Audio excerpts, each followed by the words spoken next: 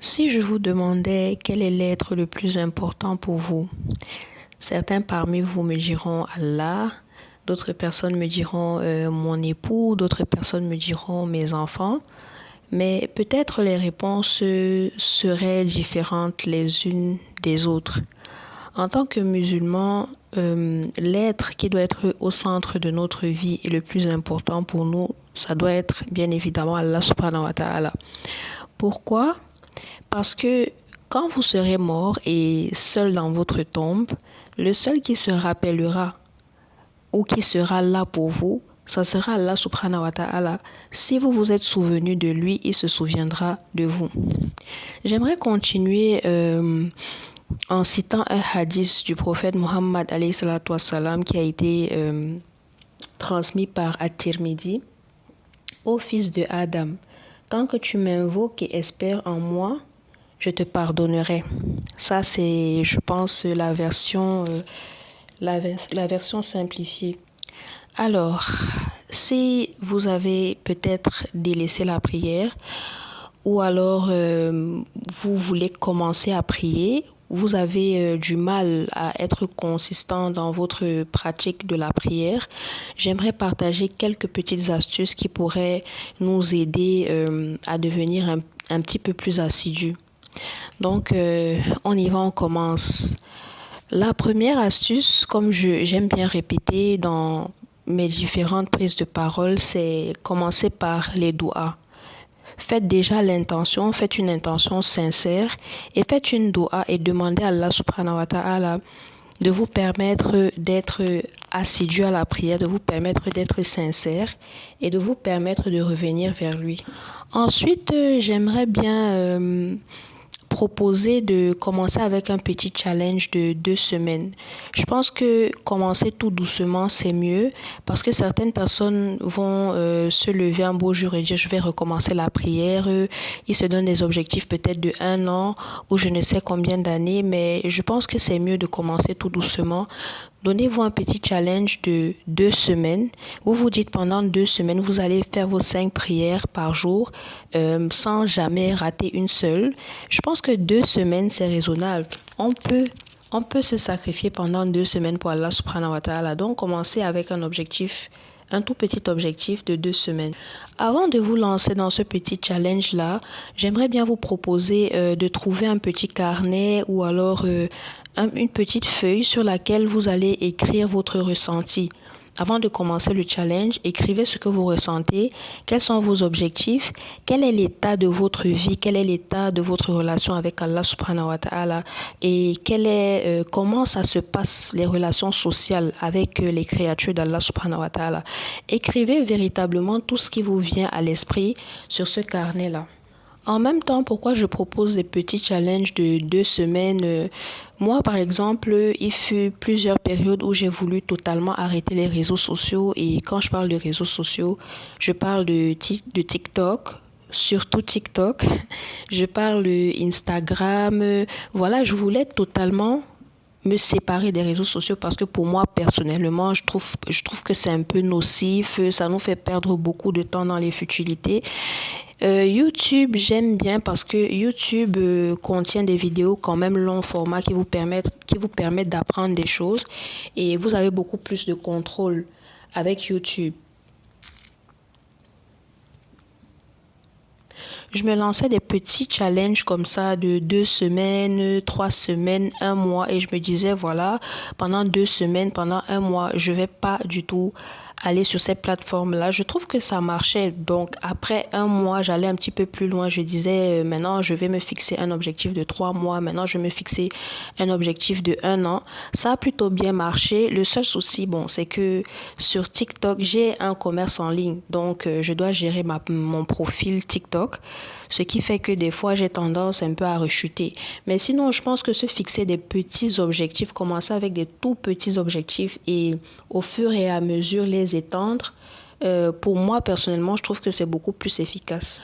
Maintenant, après avoir écrit vos ressentis dans ce petit carnet ou sur cette petite page, la prochaine astuce que j'aimerais bien vous proposer, c'est si vous avez une chambre à vous, vous avez un bureau à vous, ou bien vous vivez seul, vous avez votre chez vous. C'est même beaucoup mieux quand vous avez votre chez vous. Je vous propose ou alors je vous conseille de faire imprimer des petits tableaux islamiques que vous allez coller au mur un peu partout, que ce soit dans votre chambre, dans votre bureau, dans votre salon. Coller des versets du Coran, des hadiths du prophète Muhammad alayhi salatu wassalam qui se rapportent à la miséricorde d'Allah subhanahu wa ta'ala et qui se rapportent au paradis et qui se rapportent aussi à la récompense de la prière. Pourquoi je parle de hadiths et de versets du Coran qui se rapportent à la miséricorde d'Allah, c'est que on a tendance à énormément culpabiliser. On a tendance à énormément se sentir mal quand on a délaissé la prière. On se dit ça ne sert à rien, ça fait des années, je suis une mauvaise personne. Allah ne va pas me pardonner, je suis un hypocrite. Déjà ça c'est le waswas. Et voilà, le diable, le shaitan ne va jamais arrêter de nous faire du waswas. La miséricorde d'Allah subhanahu wa ta'ala vous rappelle que Allah, c'est Al-Ghafour. Et véritablement, votre retour à lui, c'est ce qu'il attend. Il attend véritablement de vous voir vous prosterner. Il attend véritablement d'entendre votre voix. Donc, les hadiths sur la miséricorde d'Allah subhanahu wa ta'ala vont véritablement jouer comme une motivation. Et le fait de poster ces tableaux islamiques là un peu partout dans votre espace personnel vont jouer comme un rappel. Vous allez baigner dans le rappel, vous allez avoir des mots qui vous rappellent tout le temps qu'il faut faire la prière. Et je vous conseille aussi de mettre comme fond d'écran de votre téléphone également un rappel. Que ce soit un hadith, que ce soit un verset du Coran qui porte sur la prière. En fait, l'objectif, c'est que vous ayez le rappel tout autour de vous. Vous ayez quelque chose qui vous rappelle que vous devez faire la prière. Ensuite, la prochaine astuce, c'est le fait d'avoir une alarme qui va résonner 5 fois par jour sur votre téléphone. Et si ce n'est pas une alarme, on a des applications islamiques qui nous proposent l'appel à la prière, le azan, 5 fois par jour. Mettez-les suffisamment audibles, vous mettez le volume à fond. Ça va véritablement vous rappeler que voilà, c'est l'heure de la prière. Il faut que l'alarme soit vraiment agressive. Ensuite, l'astuce suivante, je ne sais pas si je peux appeler ça une astuce, mais pendant ces 2 semaines, ce que je recommande, c'est de multiplier, je vais encore parler des doigts, multiplier les invocations d'Allah, surtout dans la prosternation. À chaque fois que vous vous prosternez, demandez à Allah subhanahu wa ta'ala de la façon la plus, je ne sais pas comment dire, demandez à Allah subhanahu wa ta'ala de vous raffermir sur la prière, de vous aider à ne plus jamais vous en détacher et de vous faire mourir dans la piété. Véritablement, la doha, c'est ça qui ouvre les portes. La doha, c'est la clé de tout. Multipliez les dohas dans votre prosternation. Donc, voilà quelques astuces que j'ai partagées avec vous. Je pense qu'il y en a tellement beaucoup. Vous pouvez partager en commentaire quels sont les conseils, quelles sont les astuces qui peuvent aider quelqu'un qui a délaissé la prière ou alors qui n'a pas prié depuis longtemps. Qu'est-ce qui peut l'aider à se rapprocher de la prière et à rester ferme? Partagez avec nous dans les commentaires. Donc, après 2 semaines de ce challenge, même si vous avez raté 2 ou 3 prières, vous aurez quand même réussi. Donc, ce que je vous conseille de faire, c'est de célébrer cette réussite, c'est de fêter ce challenge que vous avez réussi. Offrez-vous quelque chose, allez au restaurant, faites vraiment une célébration parce que vous avez réussi quelque chose. C'est un grand pas. Donc, après ces 2 semaines, le petit carnet dans lequel vous aviez écrit vos ressentis au début du challenge, je vous conseille de le récupérer et d'écrire encore une fois de plus comment vous vous sentez après ces 2 semaines de challenge. Dites qu'est-ce qui a changé dans votre quotidien, comment est-ce que vous vous sentez spirituellement, émotionnellement, qu'est-ce qui a évolué avec vos relations à autrui. Écrivez et essayez de faire une comparaison.